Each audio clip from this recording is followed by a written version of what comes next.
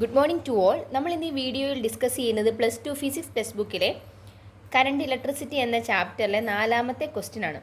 ക്വസ്റ്റിനകത്ത് 2 പാർട്ടുകളാണുള്ളത്. അതിലെ A part 3 resistors 2 ohm, 4 ohm and 5 ohm R combined in parallel. What is the total resistance?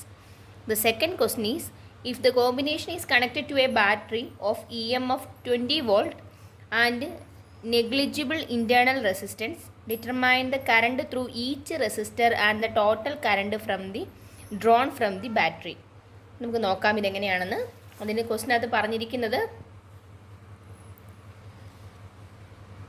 3 റെസിസ്റ്ററുകൾ അവ പാരലായിട്ട് connect ചെയ്തിരിക്കുന്നു പറഞ്ഞിരിക്കുന്നു. നമുക്ക് വരച്ച് നോക്കാം. 3 റെസിസ്റ്റർ എടുക്കുന്നു. ഒന്നാമത്തെ റെസിസ്റ്റർ അതിനെ R1 എന്ന് വിളിച്ചു. അതുമായിട്ട് രണ്ടാമത്തെ റെസിസ്റ്റർ പാരലായിട്ട് കണക്ട് ചെയ്തിരിക്കുന്നു, അതിനെ R2 എന്ന് കൊടുത്തു. അടുത്തത് മൂന്നാമത്തെ റെസിസ്റ്റർ എടുത്തു, അതിനെ ഈ രണ്ടെണ്ണമായിട്ട് പാരലായിട്ട് കണക്ട് ചെയ്തേക്കുന്നു, അതിനെ R3 എന്ന് കൊടുത്തു. അതൊരു സെല്ലുമായിട്ട് കണക്ട് ചെയ്തിട്ടുണ്ട്. ആ സെല്ലിൻ്റെ വോൾട്ടേജ് EMF തന്നിട്ടുണ്ട് 20 വോൾട്ട്. ഇനി R1ൻ്റെ R2ൻ്റെ R3യുടെയും വാല്യൂ ഒന്ന് എടുത്തെഴുതാം. R1 is equal to 2 ohm, R2 is equal to 4 ohm and R3 is equal to 5 ohm. ഇത്രയാണ് തന്നിരിക്കുന്നത്. നമ്മളോട് ചോദിച്ചിരിക്കുന്നത് ടോട്ടൽ റെസിസ്റ്റൻസ് ആണ്. പാരലായിട്ടാണ് റെസിസ്റ്ററുകൾ കണക്ട് ചെയ്തിരിക്കുന്നതെങ്കിൽ ടോട്ടൽ റെസിസ്റ്റൻസിൻ്റെ equation 1/R is equal to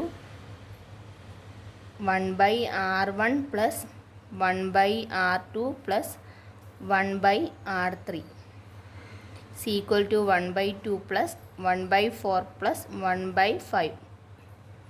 നമുക്കിഷ്ടമുള്ള പോലെ ചെയ്യാം. ക്രോസ് മൾട്ടിപ്ലൈ ചെയ്ത് ചെയ്യാൻ വേണമെങ്കിൽ, അതല്ലെങ്കിൽ LCM എടുത്ത് ചെയ്യാം. നിങ്ങളുടെ ചോയ്സാണ് എങ്ങനെ ചെയ്യണം എന്നുള്ളത്.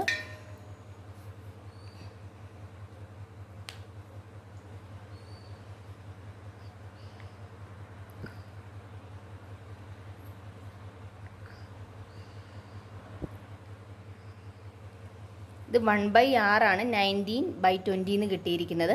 So R is equal to total resistance is equal to 20/19 ohm എന്ന് കിട്ടും. ഇതാണ് ഫസ്റ്റ് പാർട്ട്.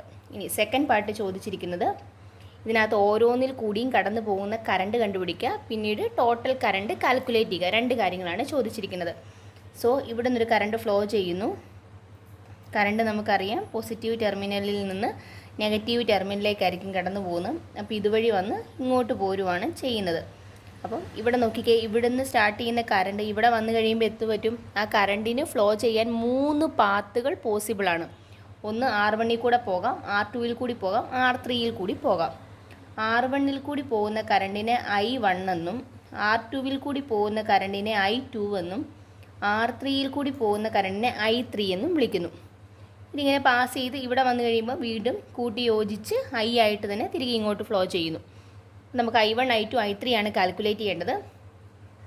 I1 കണ്ടുപിടിക്കാൻ I1 ഈസ് ഈക്വൽ ടു കറണ്ടിൻ്റെ ഇക്വേഷൻ എന്താണ്? Ohm's law V is equal to IR എന്നാണ്. അതിൽ നിന്നും I ഈസ് ഈക്വൽ ടു എന്തെന്ന് എഴുതാം? V/R എന്ന് കൊടുക്കാം. സോ വിയുടെ സ്ഥാനത്ത് എന്ത് വരും? 20 വോൾട്ട് വരും. I1 എന്ന് പറയുന്നത് എന്താണ്? R1ൽ കൂടി പോകുന്ന കറണ്ടാണ്. സോ V/R1 എന്ന് വേണം വരാൻ. ഈസ് ഈക്വൽ ടു 20/R1ൻ്റെ വാല്യൂ എത്രയാണ്? 2 ohm ആണ്. സോ /2 എന്ന് കൊടുക്കാം, which is equal to 10 ampere. കറണ്ടിൻ്റെ യൂണിറ്റ് ആംപിയർ ആണ്. ഇനി അടുത്തത് I2, R2ൽ കൂടി പോകുന്ന കറണ്ട് V/R2 ആണ്. വിയുടെ സ്ഥാനത്ത് 20/R2ൻ്റെ വാല്യൂ എന്താണ്? 4 ആണ്. So 20/4 is equal to 5 ampere. ഇനി അടുത്തത് I3 is equal to V/R3 ആണ്. 20/R3യുടെ വാല്യൂ 5 ആണ്. Is equal to 4 ampere. ഓരോന്നിൽ കൂടി പോകുന്ന കറണ്ട് നമുക്ക് കിട്ടി. ഇനി അടുത്ത ടോട്ടൽ കറണ്ടാണ് ചോദിച്ചിരിക്കുന്നത്. Total current I is equal to എന്ത് വരും? I1 plus I2 plus I3 എല്ലാം കൂടി ആഡ് ചെയ്യുക. 10 plus 5 plus 4 is equal to 19 ampere.